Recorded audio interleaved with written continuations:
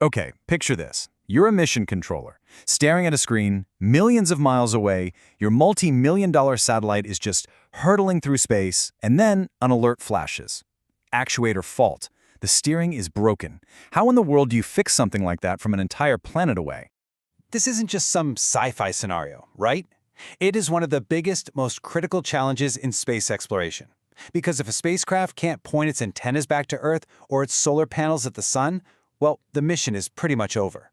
So what do you do when the hardware starts to give out?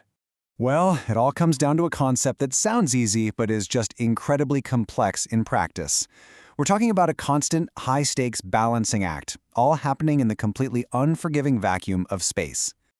And that balancing act? It's called attitude control. You know, the best way to think about it is like trying to balance a broomstick on the palm of your hand. You're constantly making these tiny, almost subconscious little adjustments to keep it from falling. A spacecraft is doing that exact same thing, but in 3 dimensions, and a single wobble could mean total mission failure. So, to make all those little adjustments, the spacecraft uses things called actuators. You can basically think of them as the vehicle's muscles. They're either tiny little thrusters that puff out gas, or they're internal spinning wheels called reaction wheels. Either way, they provide the actual physical force to nudge the spacecraft into just the right position. All right, so we've got our spacecraft out there, balancing its broomstick using its muscles. It's all going great, but what happens when those muscles get strained, or maybe they just stop responding the way they're supposed to? This right here is the core problem that researchers have been trying to solve for a long, long time. For years, the standard way to fix this was a method called active fault-tolerant control. It's a pretty logical 3-step process. First, the system has to detect that something's gone wrong. Simple enough. Then it has to diagnose the problem. Is a thruster stuck on? Is it firing too weak? And finally, the main controller has to compensate for it, basically recalculating everything to try and work around the broken part. The thing is, this traditional approach has some pretty serious drawbacks. The control algorithms are just incredibly complex, with a ton of different parameters that all have to be tuned just right. And all of that requires a lot of computational power, which is a super limited resource on a spacecraft. We needed something smarter, more efficient. And that brings us to the hero of our story today, a new and frankly much more elegant approach. Instead of all these complex diagnostic tools, what if the controller could just learn? Learn from its own actions and adapt in real time. This idea is called Concurrent Learning Control, or CLC for short. The core concept is actually beautifully simple. The controller isn't just looking at where it is right now. It's also looking at the control signals it sent out a split second ago. It's literally using the history of its own past actions to inform and correct its very next move. Think about it like this. If you're driving a car and the steering wheel is a little sticky, you don't pull over and run a full diagnostic, right? No!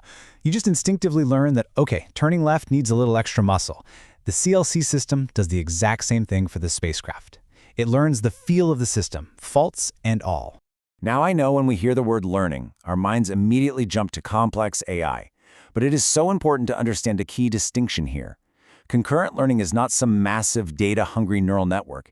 It's much, much simpler. It's basically a normal controller that's been given a memory of its recent past. And that makes it elegant, simple, and computationally really, really cheap.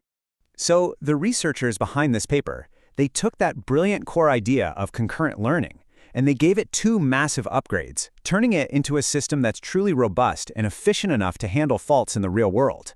The first upgrade is something called an event-triggered policy, and the second one is a robust fault observer. And it's how these 2 things work together that makes the whole system so effective. So that event trigger?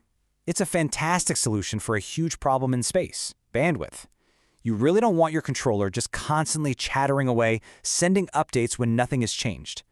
This policy means the controller only sends a new command when the error gets bigger than a certain amount. It's like having someone who only yells, "Now," when it's actually time to act. It saves a ton of energy and data. Okay, so the theory is super elegant. It sounds great, but does it actually work? Well, to find out, the researchers ran a whole series of detailed simulations. They basically put their new, upgraded controller up against the older methods in a high-stakes virtual showdown. And honestly, the results kind of speak for themselves. This table shows the settling time. That's how quickly the spacecraft got stable. The classic controller, it took almost 10 seconds. But both of the learning controllers were way faster, down around 6.5 seconds. But here's the kicker. Look at the control input, the new method, the CLC event. was just as fast as the standard CLC, but it used way less thruster power to get the job done. It's both fast and efficient. Then things got even more dramatic. The researchers started introducing severe faults, like multiple thrusters failing all at once. Under that kind of stress, the classic controller just couldn't hang. It struggled, it overshot its target, and it really had a hard time keeping the spacecraft stable. But the new controller? Whoa, a completely different story. It used that combination of learning from its own past actions and the precise data from its faults observer, and it just smoothly and confidently corrected for the failures. It brought the spacecraft right back where it needed to be. It was a total, clear victory. And here is probably the most mind-blowing result of the whole thing. Once the spacecraft was stabilized, the new controller was unbelievably efficient. It reduced the amount of work the actuators had to do by over 90% compared to the other methods. I mean, think about that. That kind of efficiency is an absolute game changer for extending the life of a mission. You know, when you step back, this isn't just about spacecraft. It's really a new way of thinking about how we design control systems. This elegant method that lets a system learn from its own mistakes and just adapt to failure. So it leaves us with one last really fascinating question. If this logic can save a mission in the vacuum of space, what other kinds of problems could we solve with it right here on Earth?